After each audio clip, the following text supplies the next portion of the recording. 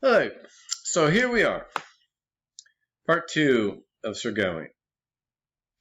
Now, when we left our gentle hero, he had just submitted to a game, an exchange of blows. The blows were done with an axe, the blow, I should say, particularly, where Sir Gawain chops the head off of the Green Knight in front of everybody at the court. This does not kill the Green Knight. Okay, picks up the head, says, "Cool, see you later." And off they go. They meaning the head, the body, and the horse. Sir Gawain now has to wait a year. Now, a year in the poem passes by pretty quickly. Okay? And again, as I said to you before, remember, this is a very idealized view of Camelot. Right? And then roughly around the time you get near the end of the summer into the fall, he needs to start thinking about going. Because, of course, all travel is going to be on horseback or foot. So it may take a while to get to the chapel of the Green Knight. He has no idea where it is. He has no GPS system. None of that's working. None of that works. Right? There's the famous scene here where he is getting dressed. Now, the Green Knight came in all in green with gold trim. Right? Gawain is in red, similarly with gold trim as well. Okay? Very Christmassy if you think about it that way. But there's a lot of other symbolism that you might want to investigate. Most important is the pentangle is featured on his shield. Penta, right, 5. Okay, we all remember our ancient Greek. And so it is called the endless knot because it just never stops, right? Everything goes together.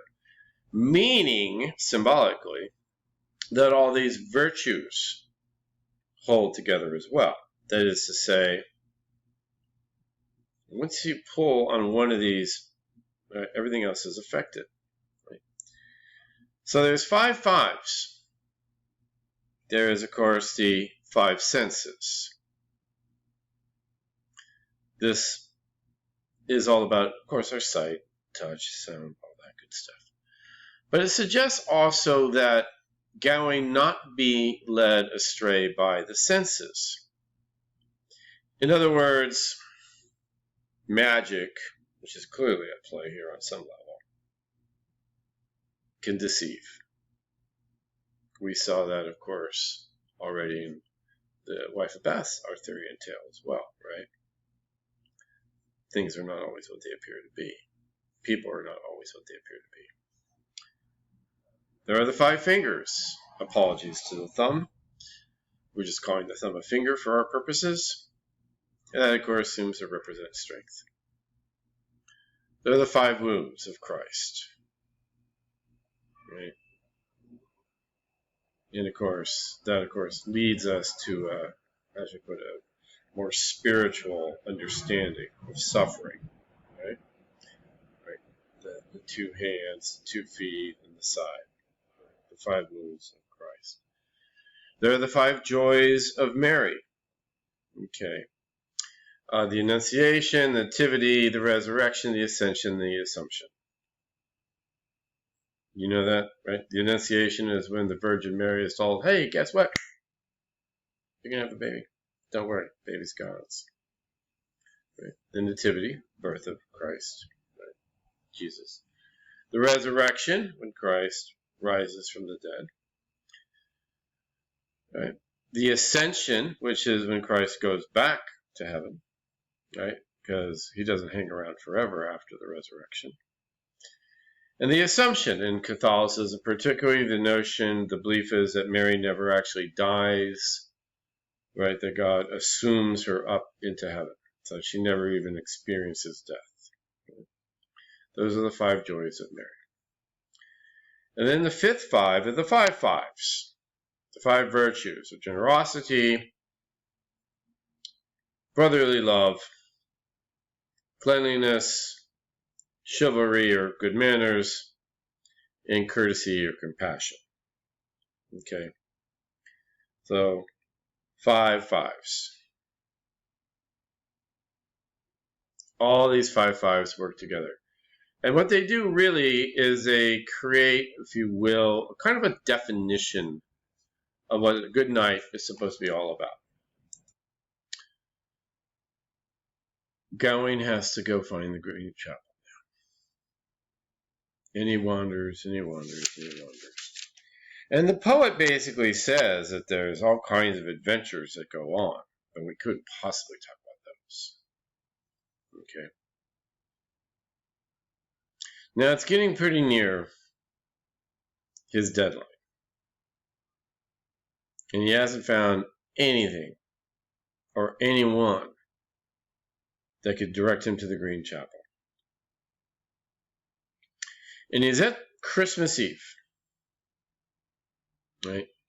Christmas Eve. And he's really upset. And he's also upset because, of course, Christmas is a very important day in the church calendar. And he is alone. He is alone. And to celebrate Christmas by himself is very sad. Not just from the community standpoint, although that's part of it, but also from the more strict religious perspective that he will not be attending Mass. He will fail in his duty as a good Christian. Okay? As it says, a man all alone, concerned and afraid in case he should fail in the worship of his deity. Okay? So on Christmas Day, right, here's what happens. He does the sign of the cross 3 times. And then, boom. Oh, goodness gracious, look at that. Out of practically nowhere is this huge castle. It's like, oh, I didn't see that there. Where'd that come from?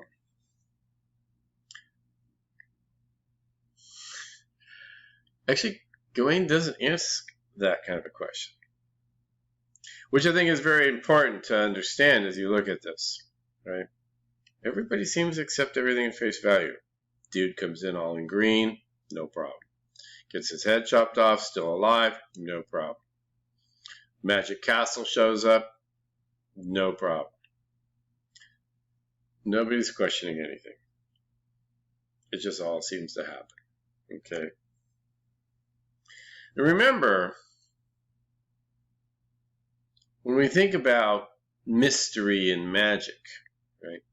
The forest is the place where a lot of this happens. For instance, in The Wife of Bath's Tale, the wandering knight stumbles at practically the very last moment on the 24 dancing young women who, when he goes to them, all suddenly disappear, and there's the old lady, right? The old crone sitting there, right? Nobody asked a question about that, right? So the forest is where magical things happen, right? It's outside the realm of reason, logic, science, that sort of thing. Big castle. Everybody gives us some incredible welcome. It is all ideal. It's like a dream, a very good dream. Everything is ideal. The host is there, right? The host is there to welcome Gawain, to talk about how fabulous it is to have him there, right? And there's even a little bit of a repetition. Curtains run on cords through red gold rings, tapestries from Toulouse and Turkestan. If you go back to section 1, the first part, go back to line 77, where it says silk to each side and canopied across with tasteful tapestries of Toulouse and Tharsia. Tharsia is in Turkey and Turkestan. Parallel.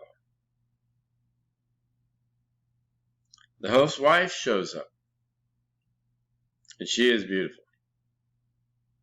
And she is described as even more beautiful than Guinevere. How could such a thing be? Right? How could such a thing be? Doesn't get commented on. I mean, it's commented on that she's more beautiful, but Gawain doesn't start thinking, wow, this is just like too much. This is like too good. What the heck is going on here? Right? There's an old woman. This is the one thing that, sticks out. It's kind of like, how should I put this? It doesn't fit. It's like the little games you maybe played in highlights where you're sitting down at a dentist's office or something and your parents are trying to get you distracted. So they give you one of those magazines called highlights. I don't know if they even still do that back in the day. Nowadays, they just hand you a phone and say, get busy. But one of the games would be, which of these things does not belong? Which of these things does not belong? It'd be like an apple, banana, grapes, and a hammer. Something like that. And so this old woman, the poet almost seems to get glee in describing how ugly she is. I mean, it's really pretty awful. Very ageist, by the way. Pretty awful, talking about how awful ugly she is. A grand old mother, a matriarch she might be hailed. Her trunk was square and squat, her buttocks bulged and swelled. Poet's words, not mine. Most men would sooner squint at her whose hand she held, meaning the beautiful woman who is the wife of the host. I've always thought this was a very interesting thing because it's like something in a dream state, and yet that's like the one thing that sticks out. Maybe that's the one thing that's real. It's like the one thing that's actually real is the part that doesn't fit.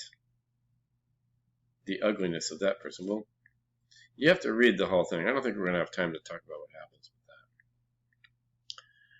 that. The host eventually proposes 3 hunts, and this is one of the keys to the whole poem. You have to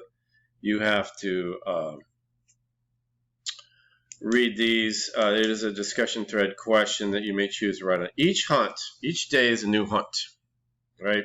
The deer, the boar, and the fox. The 3 hunts have a pattern. There's the opening of the hunt. Then, meanwhile, back at the ranch, you have the bedroom scene, the attempted seduction of Gawain by the wife of the host. Then you have the slaughter. You have the slaughter or the completion of the hunt. And then at the end of the day, you have the exchange of winnings. Now Gawain, on the first day, wins a kiss.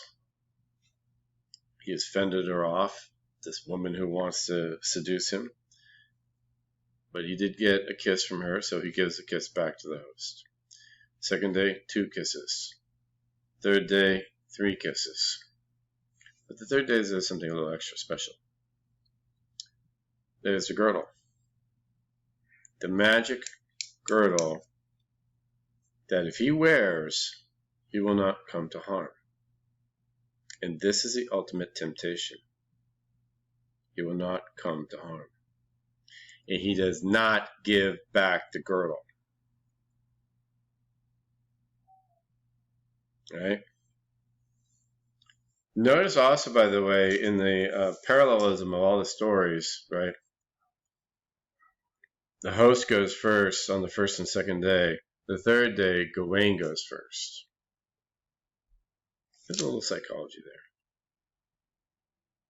What happens next? You have to do the reading.